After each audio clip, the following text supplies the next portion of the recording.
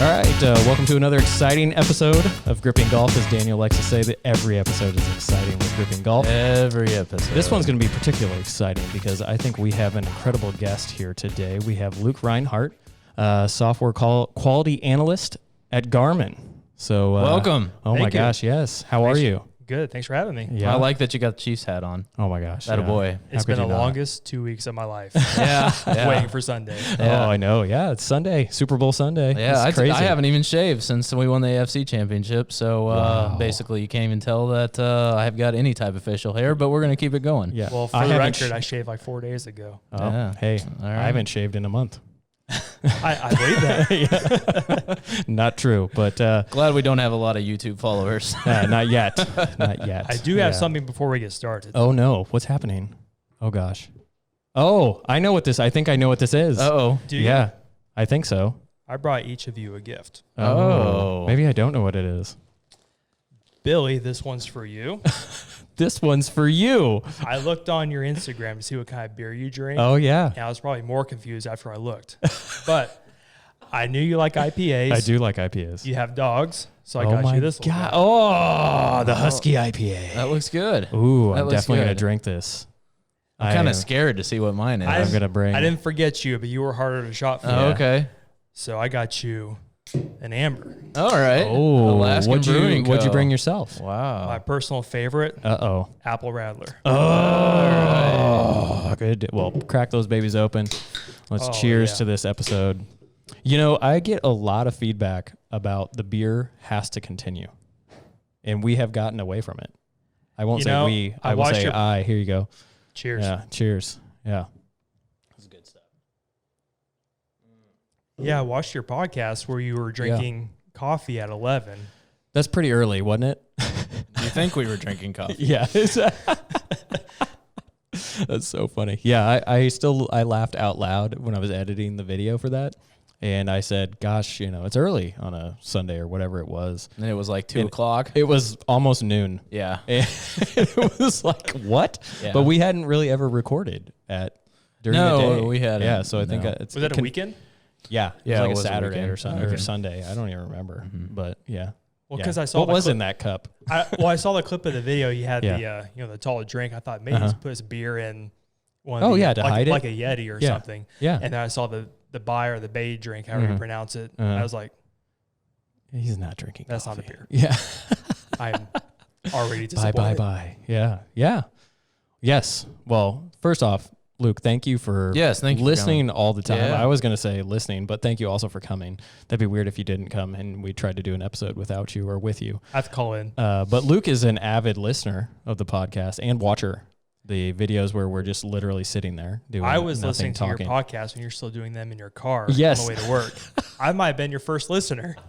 The Honda Ridgeline Studios. Yeah. That's what I used to say. Yeah. I would drive to work. I would drive to work and I would record and I would just talk as I was driving. You would talk. I hear a couple of pause. You'd hear like the turn signal in your car. Yeah, that was hilarious. Though those were the good old days. Because these days are terrible, Daniel. No. No, but Glad you didn't have Tourette's while you're driving. yeah, well, sometimes you never Yeah. know. I don't know how I get to work sometimes, actually.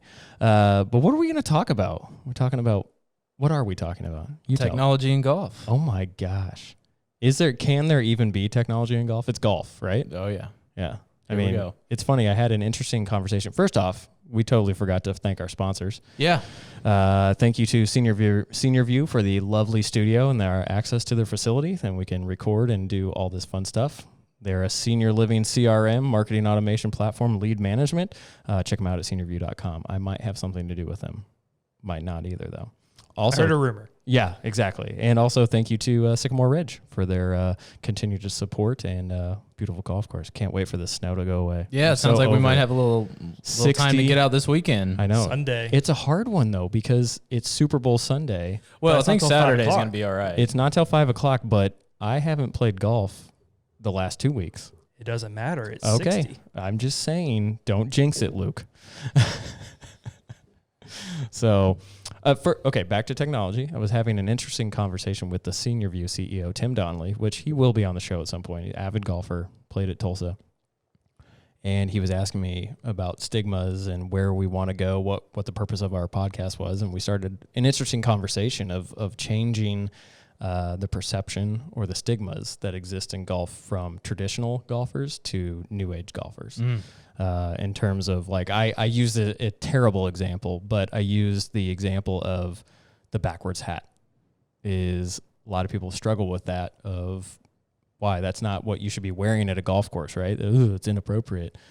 And I've really had to change my mindset that that's a new person playing the game, and that's good for the game, for growth. Yeah, they might be doing it the way we want to be, or that we would want them to do it, but they're at least out there playing, right?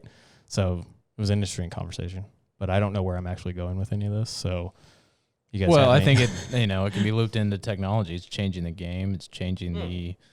That's exactly right. I mean, even looking like on websites like Nike and Instagram, Brooks Koepka, Ricky Fowler, they're wearing, even Jason Day, they're wearing backwards hats. Or casually. Nothing at all. Sometimes even in the body episode. I don't want to talk about that. You just showed it to me on your phone. I did. No, that was my screensaver. Yeah. No, that's hilarious. But yeah, technology in golf. And Luke, who is an avid technologist, is what I would say, is going to here to enlighten us on technology in golf. And Luke did a phenomenal job of helping us kind of agenda the show, or come up with the agenda for the show. So I'm excited to talk about this. I have some very heavy opinions, I think, and like I said, I hope we're still friends after this. Yeah, there's going to be some devil's advocate going on here for sure. I agree. I just went through puberty right then when I was talking. Well, you got to go through it a few times. Yeah, exactly, to get there. Got to get it right. Yeah. So, but yeah, okay. So maybe we just start off with well, actually, why don't you talk about how you did get into golf? Let's talk about that. Let's start there. Your background, how you kind of got to where you are today, as it relates to where you work, and then kind of why you wanted to get into it. And then we'll get into the importance of technology and what is coming and what you use it for and stuff like that. So, yeah, long story. I'll try to keep it short. So we got plenty of tape. Started golf when I was 7. Mm-hmm. My dad taught me. Mm-hmm. I used to go to the course with him. We used to play. I actually learned how to play at Osawatomie, the golf course they have out there. Yeah. And so I go out and play with him, and so kind of learned to play out there. And I think I got my first set of clubs when I was like 8, maybe 9, so pretty early. Yeah. And just kind of kept playing, kept going after school. And then kind of started to get serious about it really probably late middle school or even freshman year. Yeah. I think freshman year of high school, I probably didn't even break 90 at that point. But by senior year of high school, I was shooting almost consistently in the high 70s. So I felt like I made some good progress after just only a few years of playing on the team. You're the golfer I hate, because you and Ben Perry never picked up the game, really got serious about it, is what I mean, until they were in high school. Well, and I know you played, but when I say serious, I'm not taking lessons. Yeah. I didn't get fitted for clubs, nothing down that route. Just go to a course and trial and error. What I'm getting at is you played in college. I did. I did not play in college. Good old Ottawa U. You played in college, man. That's awesome. Yeah. So talk about that. Played 4 years in college. Didn't win any tournaments, but went to our regionals a couple of times. And so I had probably, I would say, moderate success. I won a couple of times in high school, but I could never get that first place in college. I think the closest I got was 5th. That's still good. Yeah. I wasn't even playing in college. I was reading books about turf and nothing related to marketing. You can't market turf? I can, but that's not what I went to school for. I only went to school for turf management. Actually, golf course management is my degree, but I don't even do that anymore. Talk about it. That's it. Okay, so sorry, I interrupted you. No, you're good. Highest 5th is in college, and then where'd you kind of go from there? Didn't really go anywhere after college. I worked at Sycamore from probably 2001 to 2009. So about eight and a half years or so. Okay. And I would give a lot of my success to even just having the job at Sycamore, because I took, playing after school a day or two a week to working at Sycamore and playing 5 to 6 rounds a week. It just elevated my game. I felt to another level, but not really till after I got out of college did I see even more progress, Right.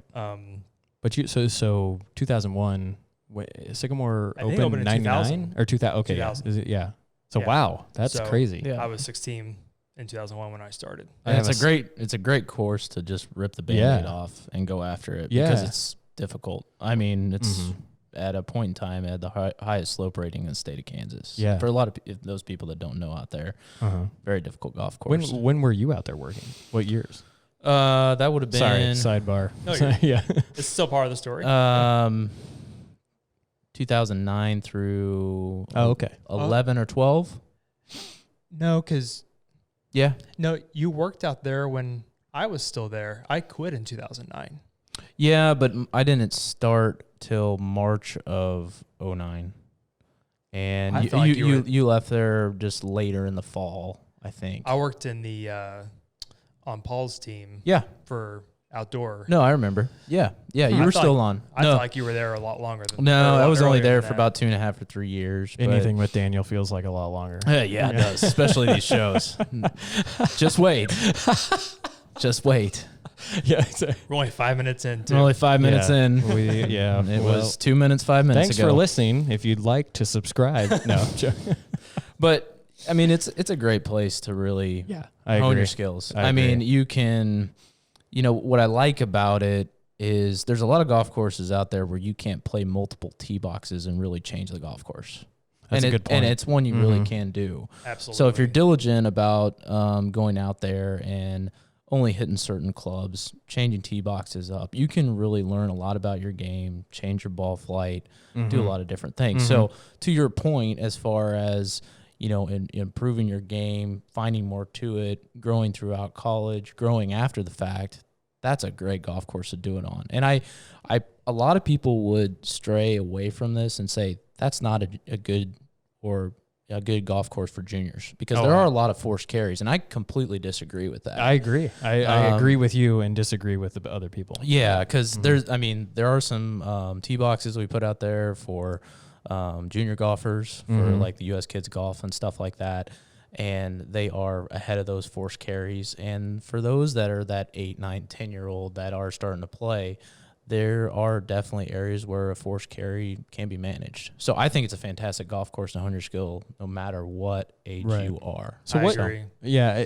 and I was curious, but I had a follow-up question to that. Not necessarily related to the junior golf, but what year was the transition from Bermuda to Bent?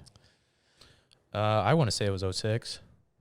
That sounds pretty accurate. 06, 07. I was going to say 4 or 5 years after I started. Yeah. Okay. I mean, there's a lot of... I just remember, I guess it's 5 now, right? Is it 5? But it would have been 14 back then, that it would never have grass on it, the fairway? It was... Wasn't that 14 for 5? Dogleg left. You can go over the trees now. Well, you could probably go back over them then.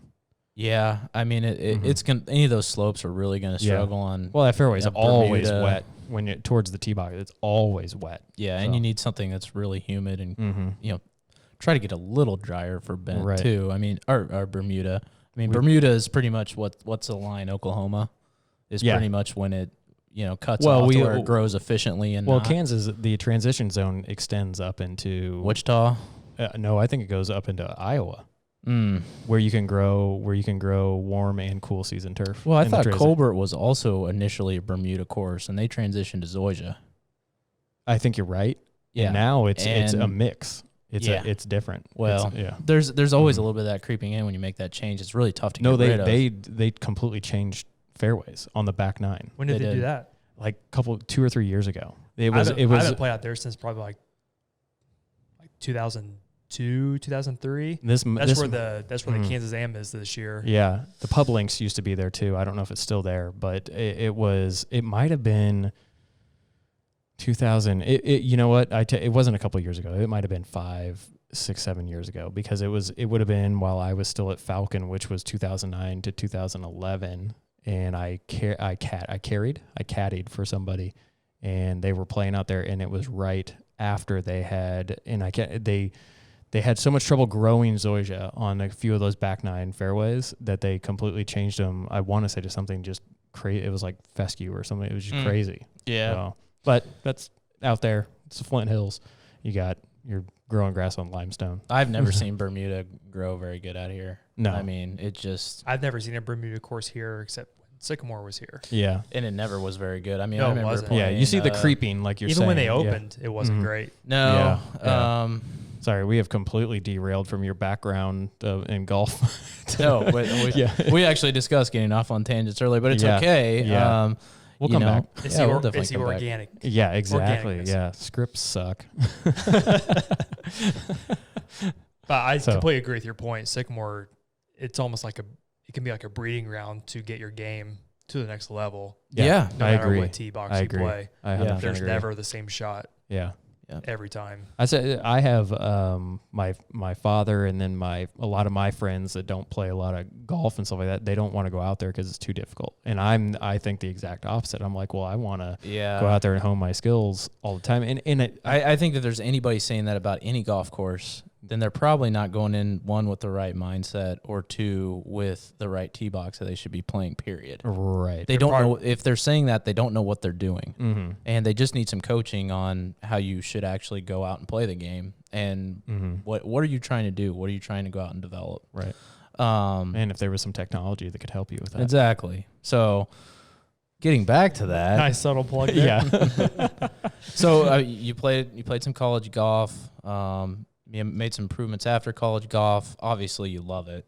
Absolutely. Yeah. I love the game. So you wanted that to be part of your life no matter what. Working at Sycamore Ridge, and then now working at Garmin. Tell us about your role at Garmin. Yeah. And what you do there, and what you love about it. Yeah. So I started at Garmin doing product support for automotive products at first. And then I was at the call center for about 2.5 years or so. Started in February 2010. Wow. And 10 years coming up. next weekend. Woo! It's crazy. Yeah, that's awesome. Congrats. Thank you. Yeah. And so I did automotive products for about a year, and then they had an opening for support on golf products. I'm like, duh, okay, I'll sign up. So I went over to that team, and that's when they were just starting. Garmin was just really starting to kind of get into the golf market. They had a couple basic watches and a basic handheld, and that was pretty much it. Just a couple of products to choose from. And so I left the call center in 2012, July of 2012, went over to the headquarters, but actually got in the golf and outdoor segment in 2014, summer of 2014. Wow. And been there ever since. Dang. So my responsibilities from day to day are just ensuring the product for both golf and our outdoor, that they go out the door, best quality that I can do, or that our team can do, from software to just the overall product quality and robustness. It doesn't leave the door until we're satisfied with it. Right. That's awesome. It's hard, but Yeah. Well, it's- I can say that I know that you're very detailed in your work, and just some of the exchanges that we've had out at Sycamore and what we talk about things. Like you take it very serious. I can tell. I was talking with a friend about this the other day. He's like, man, you just love to talk about golf, don't you? It's like, well, I have no one to talk about it to. I was like, I talk to my dad obviously about once in a while, but just like what we're going to talk about tonight about the technology, I really don't get to share that with anyone. And I feel like there's so many people out there that could benefit from just that extra knowledge they can gain from what Garmin has to offer. Yeah. Just from the beginning stages to even elite golfers. Yeah. Interesting question, and you can say you don't want to answer it based on what I say, but in the golf department at Garmin, is it primarily made up of people who play golf or know about golf, or I'm just curious for my own, I'm not putting you on the spot or anything. I'm just curious of like I envision like, and this is probably the furthest thing from the truth, is that there is, every person there is a golfer, but I'm actually guessing it's not the case. Is it not the case? Yeah. Is that a challenge? Is if it's not the case, I'll add a secondary question to that. Is that a challenge sometimes for you? Sometimes. Okay, got it. Mm-hmm. I would say the biggest challenge that arises from that is when something comes up that I feel passionately about that we should do, or vice versa, something that I don't think we should do, trying to explain that to someone who doesn't quite understand the environment or the ecosystem around golf. Right. It can be kind of hard to help them understand. Yeah, I totally get it. I can somewhat relate with what I do at Senior View, and our developers are in-house, and I would say they don't, and this is not a slam on them, but it's very hard for them to get out of their day-to-day task and maybe just go sit with our FAM team, which is our contact center, our call center, who is using our software every day, and watch the challenges that they're facing and look for ways that the developers and programmers of the software could make up for efficiencies or lack thereof efficiencies. And that's what I'm kind of getting at, is I think that it'd be interesting. I believe it is a challenge, like you're saying, but it's probably also be very hard to get someone who is not interested in golf or doesn't play golf, but is a fantastic software developer or programmer to come out and understand why this little thing that you're asking them to do is so important. Exactly. Yeah. Yeah. It's explaining. I try to put into just basic terms of, this is what I think we should do. Mm-hmm.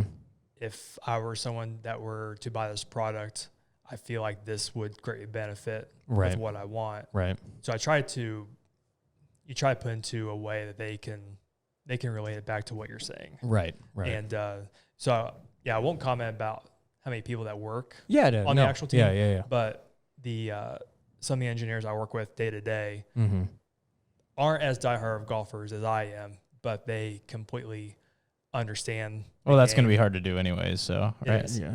That's good. Yeah. Is there a more diehard golfer than Luke? I don't know. I'm sure there is. There Not might in this be. room. Yeah. There might be. I don't know. Who knows? I would be curious. I would love to know how much time you're on the golf course. Not in a bad way, but just like how much time you're out there practicing and so, because you're out there a lot. So. I have thought about trying to log my hours. No, seriously. Yeah. No. No, I think it's good. Yeah. I mean, this year alone, we're at end of January, I've probably logged a couple of dozen hours practicing, not at the course, not at the range. Right. Indoors and a hitting net, trying to get dialed in. My goal over the winter was I ended the year on a great note, and I wanted to keep that flow going until I got to March. Yeah. That's crazy, man. That's but more power to you. To answer answer your first question, so the engineers I work with, they are golfers, but the great thing about just working at Garmin in general is the talent there is unbelievable. I hear that. I've heard that from people who have worked there and have left too. Yeah, they're just amazing. Some of the friends I have that work there, just truly, some of the smartest people. They think in ways that I don't think in, which is there's just a big diversity in how they think. A lot of them are very analytical. Yeah. So they kind of cover that side. I'm more of this is kind of what I would do, or this is kind of how I feel, and kind of like a less analytical. Nice.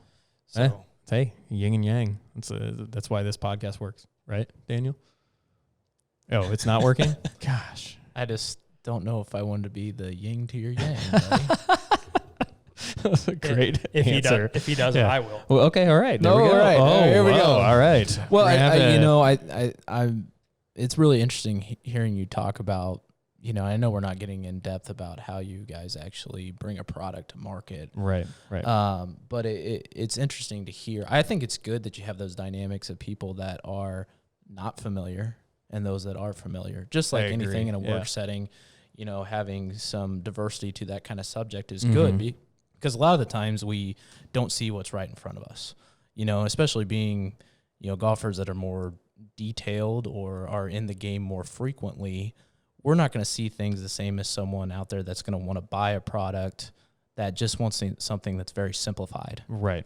So, kind of leading into that, I mean, can you talk about some of the products that are currently out there? Yeah. What benefits you bring to the game? And I want to kind of parlay that into also, hey, how much does this benefit, the avid golfer, someone that's kind of mid-range, and someone just starting? And is it also possibly, and I don't mean this in any disrespect, but is also someone hindering them? Because technology is a good and a bad thing. And I'll play devil's advocate on that, because I think it's a great thing if people use it correctly, but I think a lot of people don't know how to use it correctly. Yeah, and that's something that I would like to discuss. So that's a great question. So kind of getting back to that, I guess kind of to hit that off is, what products are out there? What does Garmin have to offer? Almost too many to count. We have a lot that's available currently. I was telling Billy last week, we announced Garmin's new premium golf watch, the Approach S62, at the PGA show in Orlando. And from what I hear, I got a great reception. Yeah, from what I've read too online, a lot of people did. Yeah, great reviews. So we have that watch out. Like I said, it's a premium watch, has full color mapping. We introduced a new feature called Virtual Caddy, which is very, very interesting how it started from the beginning, how it kind of came to fruition on the watch, how it works for your game, or what it can do for your game. And, besides the watch, we have an Approach G80. It's a handheld-based radar that you can use on the driving range and even on the course. It will detect smash factor, ball speed, and club head speed, and give you that average distance based I like that. based on a calculation. Yeah, and those are really big right now. Yeah, they are. Across the board. So I like that. Yeah, it's part radar and part golf. I'm not going to say rangefinder, but golf yardage device. Yeah, has full color mapping for over 40,000 courses worldwide. Wow. All in the palm of your wrist. So the S62 and stuff like that, like talk a little bit like Daniel's question, like what would be the benefit of it for an entry-level golfer to a immediate to maybe an expert? Like what is your thoughts on that, of how maybe the different features or whatnot? I don't want to put words in your mouth or answer the question for you, but just maybe elaborate more on that, what you think the best, how they would use it the best, or what they would get from it. Yeah, I will say it'd be hard for me to tell someone who's a beginner golfer, go out and buy an expensive watch to better your game. That's definitely not what I'm saying, or what I would ever tell someone. Right. But at the same time, just kind of sidebar it. Garmin has a range of products for everyone, from beginner to the most elite. You can get just a basic golf watch for not much money at all, and then move on up to something like the Approach S62.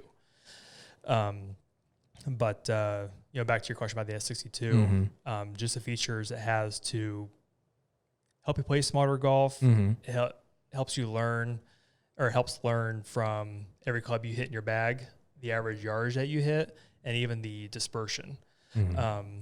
Obviously we don't know if you're like hit a ball with a crosswind. We don't know if the wind blew left or right, obviously, but we would be able to tell on a trend, hey, with this club, you tend to leave it out to the right, or with your driver, you tend to miss a little bit left. And after every round that you play, it learns the new yardages or new shots that you hit from that previous round, and it keeps adding to that calculation into your club averages and your dispersion. And so then it recommends a club based on the shots. Yeah, based on the shot. Right. And we also factor in wind as well. If you pair it to the mobile app, we actually have wind data that comes in. It tells you which way the wind's blowing. Wow. Obviously crazy. Obviously not for tournament use. Right. That's why I have a tournament mode button on. Yes. That's hilarious. Well, how long does it actually keep these statistics? Until you were to delete them. Wow. So, that's an interesting. Every round that you record and every shots that were in that scorecard, it applies those to all the clubs that were hit that day that are in your bag. So the next round you go play, you may not notice a noticeable difference in what it's telling you on that specific day, but it's learning behind the scenes. That's interesting. That's interesting that it does. You made me think of something, but Daniel did. Sorry. I usually do. Yeah, you do all the time. That's interesting because someone, as they progress and get better, right, and they're getting those averages from the calculations from the watch. I'm not asking you to answer this question by any means, but in my mind, the first thing I thought of is you might have to reset at some point based on if you get new clubs. That would probably be one reason too. Or if you went from a 50, I'm making up numbers. You went from a novice to some. Yeah, that's what I say. Because that recommendation might not be 100% accurate based on the fact that you used to hit a 5-iron 125 yards. I'm making up numbers. However, and now you're hitting it 200 over time. Yeah, you know. Yeah. So, but I get your point, because that's kind of what we were on. Is like, where exactly is it beneficial and where is it not? Yeah. And I think it's always beneficial. Yeah. As long as you can understand what you're getting from it. And that's your point. I think is people can misuse technology. And I don't think any of it's bad. Agreed. I think it's just a matter of the actual user being diligent enough or being tough enough on themselves to understand, hey, this is actually what's coming back to me. Well, it goes back to, I'm only going to get out of it what I put into it.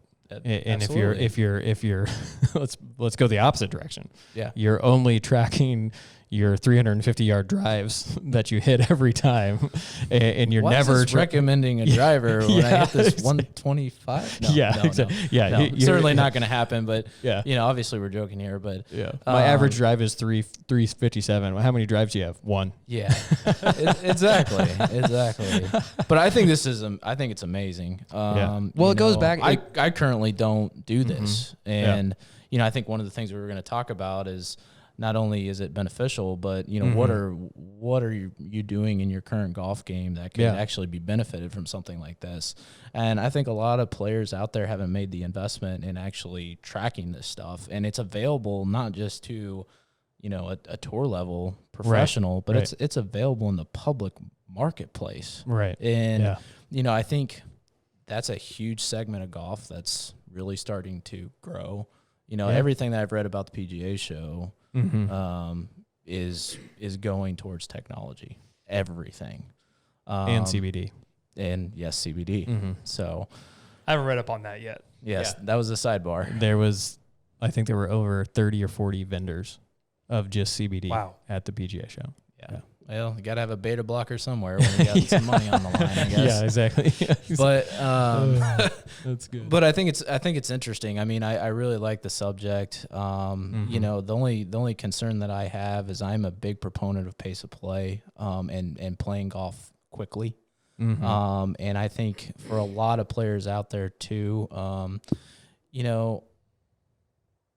front, middle, back yardages into greens for a lot of people is enough.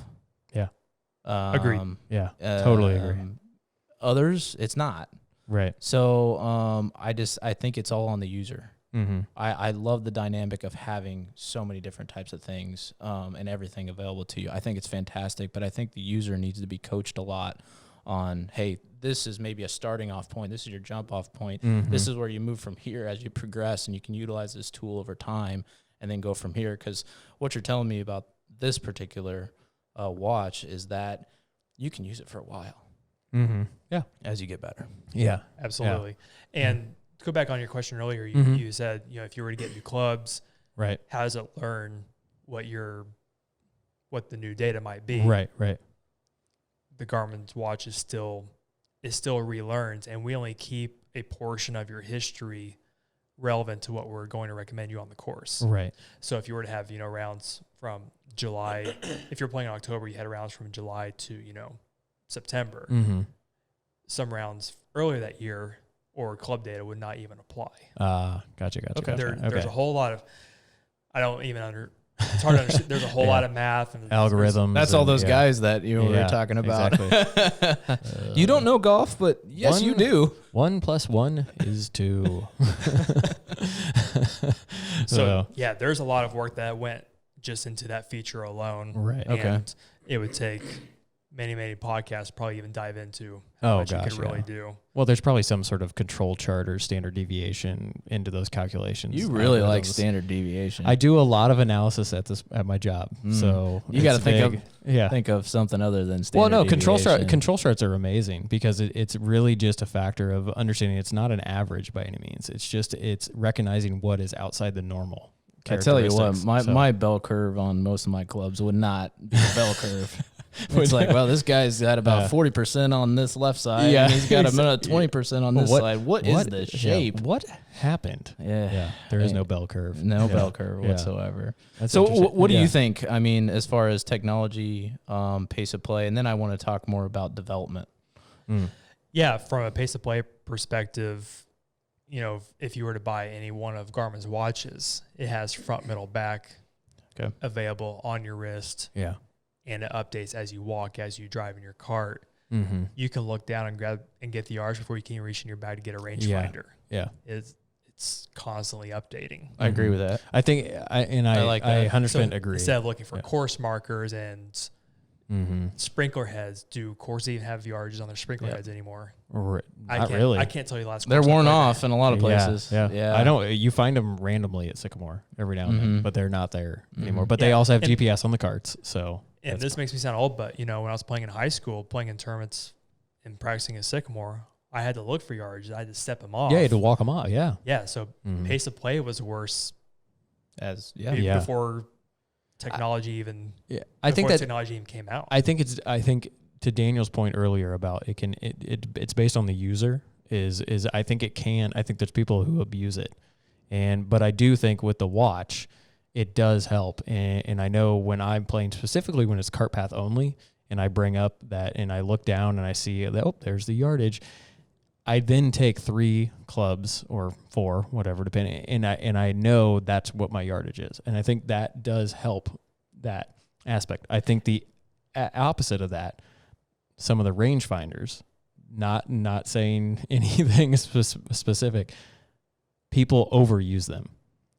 They get out of their cart, they shoot the yardage, and they're thinking, well, how far is it? And then they shoot it again. And I think that the user can have the problem in slowing down play. It's not the technology itself that's made to be fast. It's made to just be doop and it gets a yardage. But I think that the players are hurting the pace of play. That's what I want to get out of this the most. That it really is the user more than anything. But I think that also brings up a question is like, well, what do we do to coach people in order to use it correctly? Right. Well, and specifically with I see this too many times out at the golf course is you're the group behind somebody and you see them they're all out in the fairway and there's one gentleman or person or woman and they're shooting the yardage and the rest of them are just standing there. And then they go back to their bag, they're standing there. What was the yardage? Okay. Shoot it again, and then it's like, come on! It's almost like they need a golfer's ed course. Yes, very true, and it's beyond etiquette at that point. It's just disruptive. Yeah, it's how do you move? It's just oblivious. I was just about being far more blunt here, but I'm not going to say what would normally say. They're just not socially aware. They literally have no idea that there's a group behind them. They have no idea that they're out of position from the group ahead of them, and they're not doing anything to speed that up. So I think but that is not technology's fault. That is the golfer is not utilizing technology. The technology has gave them the tools to get the yardage as quickly as possible. And in my experience, it's made my round not only more enjoyable, but more I can get through the round quicker without feel like I'm rushing my round. Right. Because if I have to play, speed golf to get through a round because of pace of play, that's a turnoff. Yeah. But all the tools I use on the course, I have no issues myself with pace of play, or at least no one's ever told me. Right. No, I don't think you do. But mostly I play by myself, unfortunately. Yeah. Oh, come on. You can play with us sometime if Daniel can play. Sorry, that was Keep the gloves below up. the belt. Yeah, keep the gloves up. My bad. I I'm sorry. heard. I'm I sorry. heard. I'm sorry, Jess. Yeah. Yeah. She doesn't listen. She does. No way. Yes. Oh my gosh. She's got plenty of thoughts about you, buddy. Oh, seriously? Oh man, I can't wait to hear it. Let's go to dinner. I'll tell her to listen to this one. Yeah. Oh no. This. Oh, you know Better what? yet, let's bring her in. Sorry. Can we cut? Yeah. Sorry, the episode's not recording. I think it's interesting that we're all coming to the conclusion, because I think the old school golfer would say completely the opposite here, in some ways. Okay. Yeah. And I'm not saying that because I disagree with, technology is causing slower play. I don't believe that. I think it's getting faster. I just think it's, hey, all user related, and can use the product efficiently. Mm-hmm. So, but I'm like that we're coming out there and saying that hey, this is a good thing, but be responsible. Yeah. Back to your point, I see all the time balls in the fairways, cart path only, running all the way out. Yeah. Get the yards all the way back to the cart. Grab a club, back to the ball. Oh, I grabbed the wrong club. Yep. So I go back to the Shoot the yardage again. Yeah. What was it? I can't remember. Yeah. Absolutely. I don't care. You have to take your whole bag. Right. That's still quicker. Right. That's So it's like we need a golfer's ed course. Oh my gosh, yes. Yeah. So what about developmental? So, and I mean, talking about how we're using technology to get better in our play. So we were talking about not necessarily launch monitor, but just some of the data points that you're getting from, the software that you can use on the driving range. So we're talking about smash factor, maybe club head speed, ball speed, all those different things. How do you think that benefits the novice to really good player? I mean, even from a novice, they can get that baseline from not necessarily where their game is at, but how they perform with the clubs in their bag. They can hopefully find out like an average yardage that they would hit per club. Then they can take that information out in the course and apply it to their round, and understanding your capabilities with each club. I think that would even dramatically improve their game and even their confidence. I love the fact that the technology is actually telling a younger player what club to hit. Yeah, because I think that agree. the perception of how far people hit the ball is completely and utterly wrong. And I agree. Because I can't even tell you how many people say they hit their drive 330 or 350 and they couldn't even scratch 265. Yeah. Crushed it.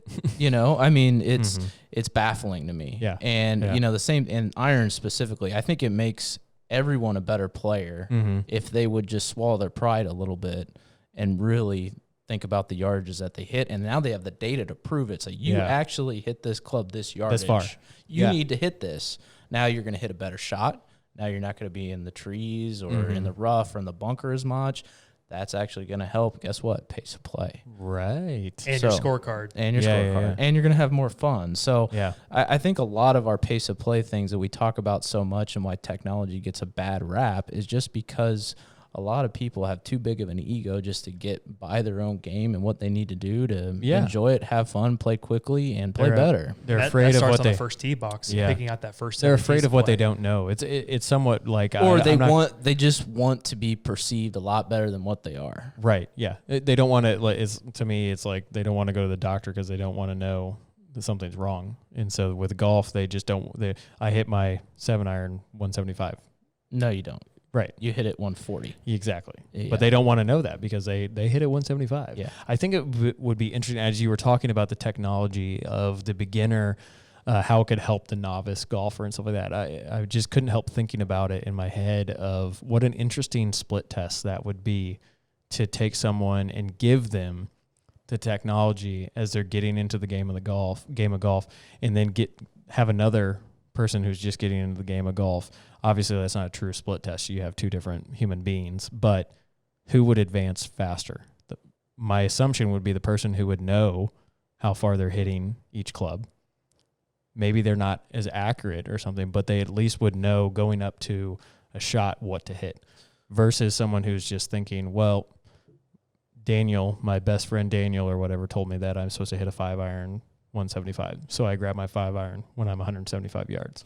So this kind of strikes a chord to me, and I'll kind of say why. Wow, you look really fired up. Well, one of the things about junior golf that, and I think a lot of people that know me from teaching, is when I see a junior golfer out there and someone that would come to me for lessons, I want to teach speed. I want to teach speed because clubhead speed, speed in the swing. I think you can develop a lot of the fundamentals throughout time and through that speed process. And from a lot of the players that I've seen that haven't worked towards that at a younger age, and some people will completely disagree with me on this subject, and that's fine. But I believe in trying to teach speed earlier. I agree. And when you put something on like technology, meaning saying, "Hey, you hit this." Yeah. As a young mind, you could start inhibiting the process that I can't do this. It's an interesting take on it. I don't have the ability to hit that crazy shot because I love seeing risk takers in junior golf. I love it. Yeah. Because that means they are thinking about growing and going to the next step. And if you inhibit that by saying you have to hit this shot because this is what this is saying, I don't like that. Yeah. So that's one caveat that I have to technology and younger players is that it's hard to teach a young mind what an older mind has gone through. Right. I don't think that's a good thing. I think you've got to have a really open mind when you're a young golfer. Yeah. Because use your imagination. Use your imagination. You don't have fear. We all know when you start to have fear, things change. And I think a lot of those things. That was below the belt. But I think a lot of those things really can hurt the younger player. So I think you got to be careful with it. You got to know when to use it and why. Yeah. I think the same thing can go for video for younger players too. Yeah. But look, that's my take on it. And some people will argue the complete opposite. No, I think you're 100% right. I think that you just have to, again, it's the user of the technology has to be smart enough to figure out how to use it. And I don't think the younger player is yet. I don't think they're in some ways they're not developed enough yet. Well, if they had you talked about this, the older person being able to help them.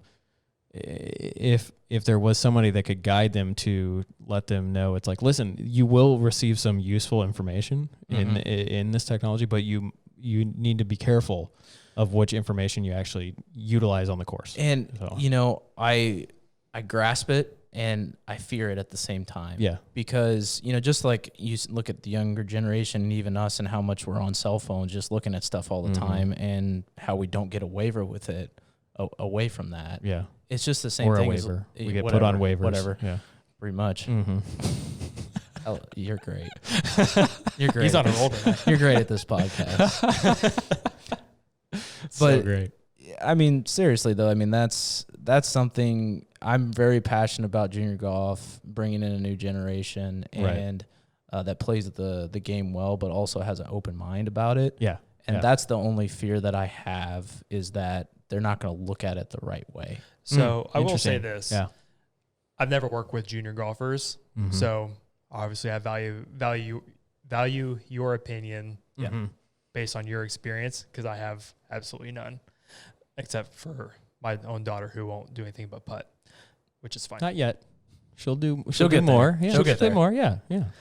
But so kind of circling back to the virtual caddy feature I was talking about, its goal, and it shows you on the screen as well through a button press or two, it shows you the average. If you were to hit, let's say a par 5, if you were to hit these 3 clubs in a row, you have statistically, how do I say this? If you hit these 3 clubs in a row, this is the approximate score you would shoot. Let's say a 4.8 for this hole. If you went driver 3 wood, lob wedge.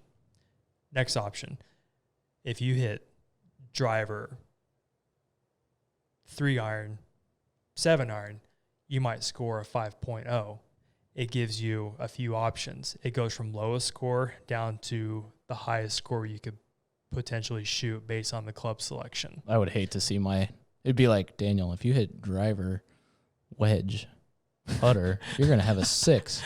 And if you hit 5 iron, 7 iron, I thought putter, you're going to make birdie. Yeah.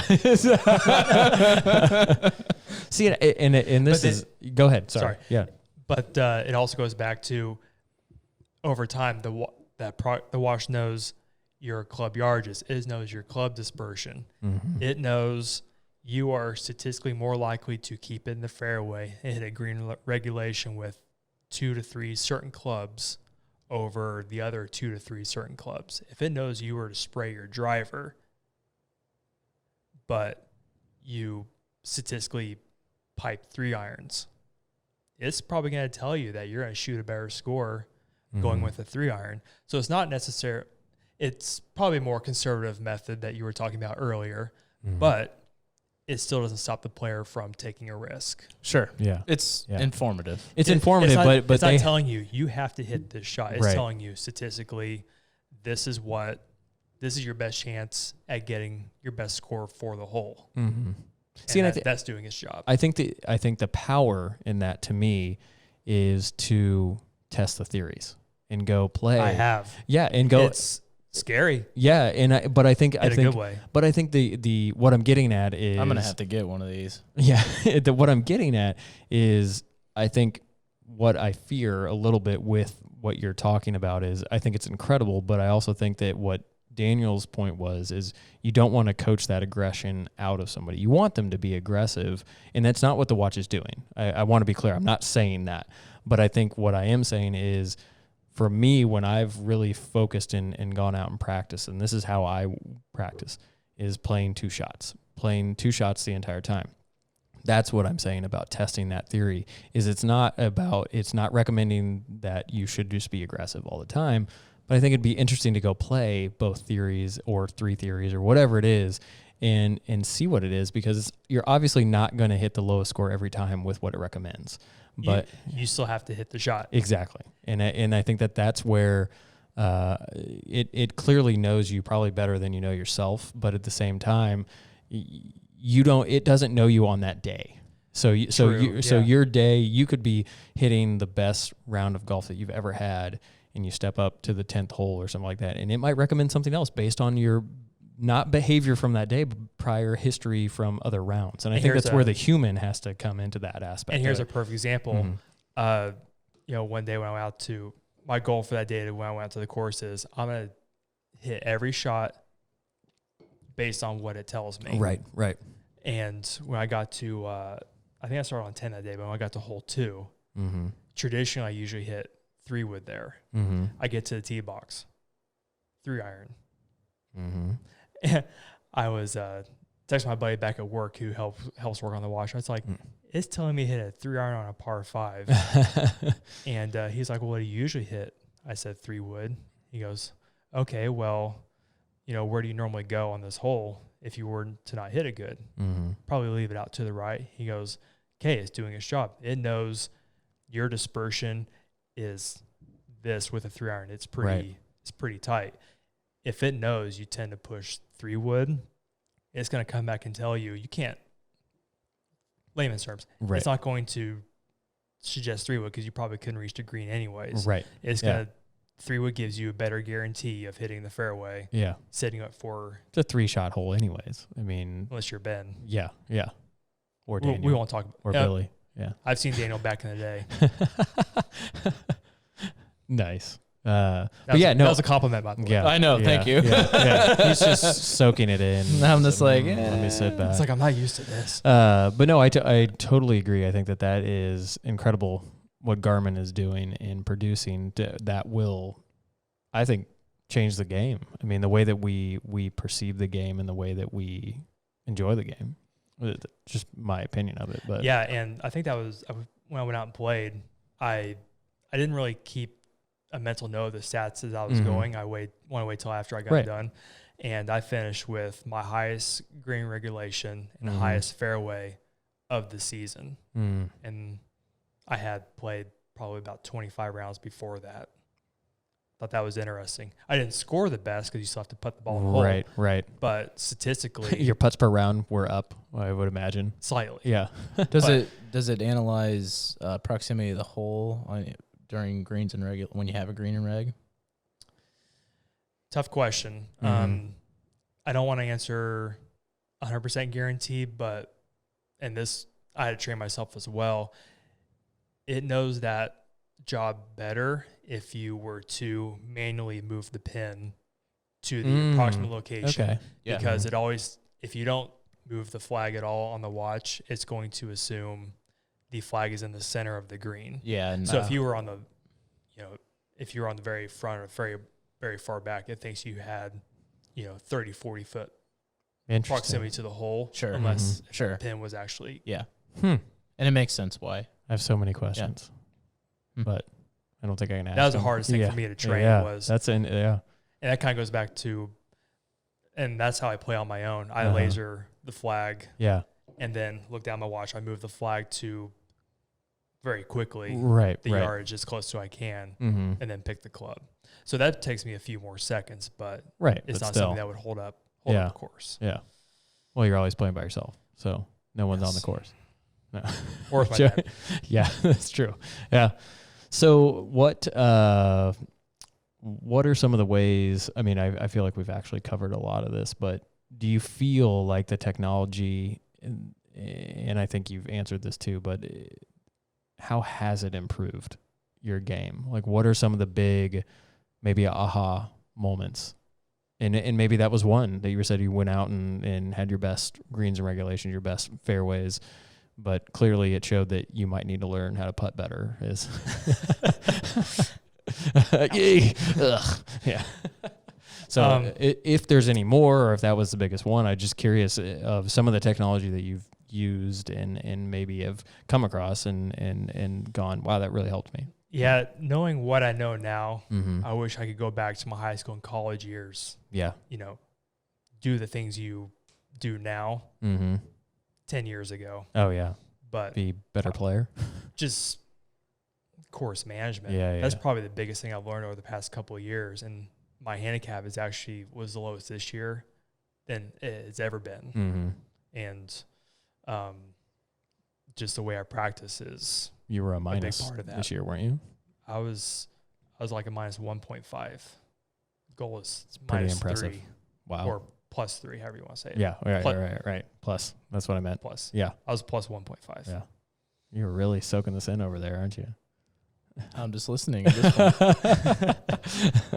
You should subscribe.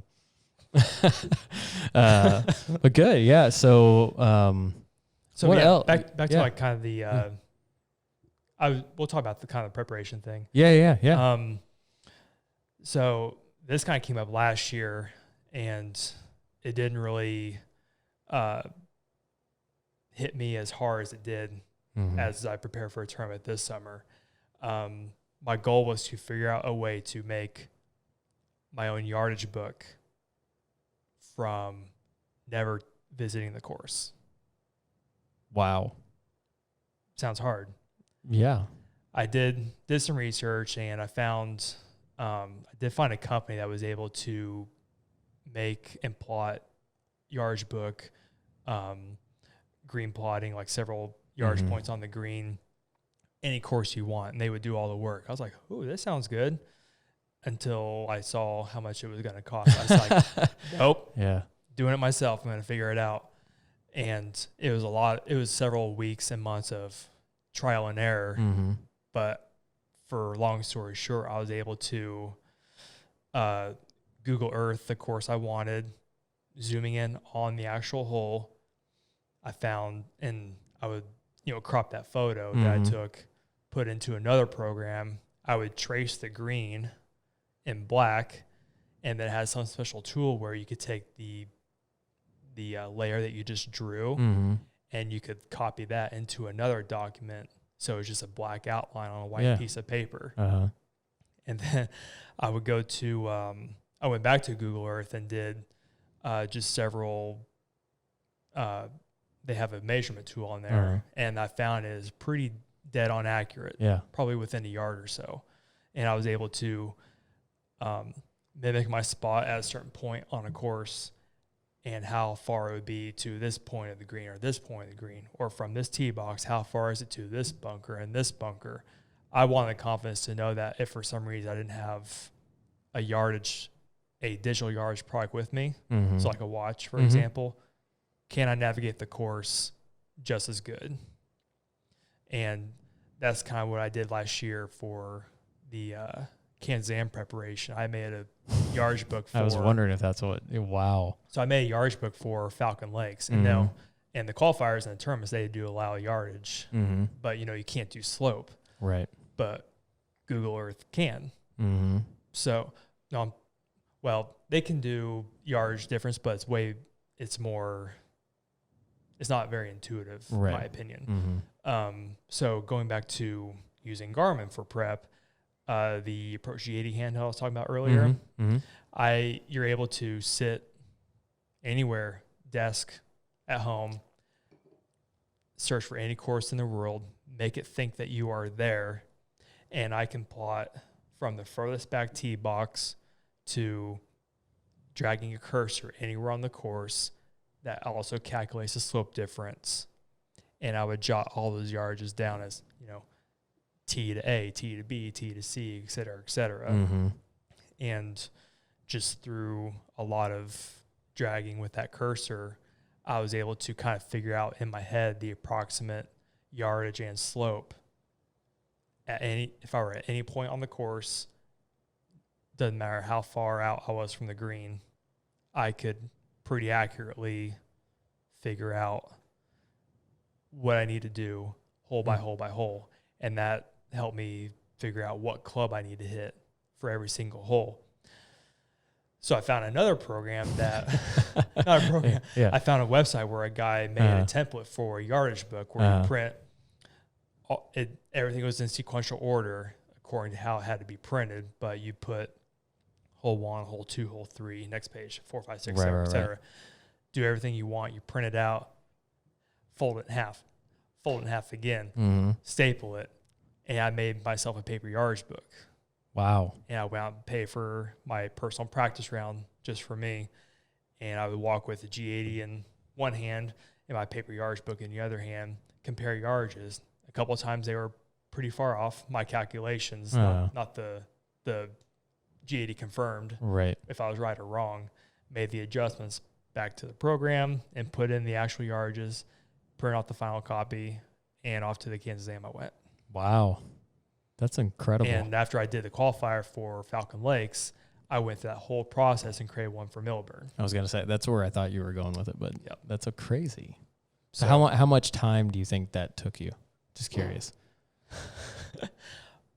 More than I'd like to admit. It took more time creating it than it did finding the resources to figure out how to do it. Yeah. But, I mean, you can ask the wife. I was in our bedroom on my computer from probably about 7 to 10:30, 11 o'clock every night for a couple weeks straight. Wow. That's fascinating.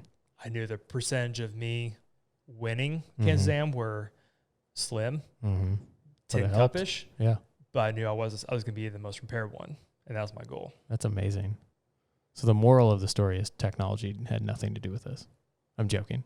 just a you tad. just need some paper. You need 7 programs, paper, and you can do it. I have it down to a science now, so I can do that's it much, awesome. much faster. That's crazy. I mean, that's fascinating that I think it just goes to show the level of detail that you need to go to for competitive golf. Yeah, not only the level of detail, just the level of preparedness. Right. If you can, and this is something I worked on last year. I was like, even just playing against my friends or whoever, I was like, may win, may lose, but not going to be out prepared. Right. And that was kind of my idea of this past year's Kansas Am, because the one before that was pretty disappointing. I just wasn't that prepared, and it showed. Yeah. When I got to the first stage. Wow. So I wasn't gonna let that happen again. That's crazy. Dove all the way in. Went. Wow. That's fascinating. I'd love to see that. I still have them. Yeah. I definitely want to see that. So, well, I think have we covered technology, Daniel?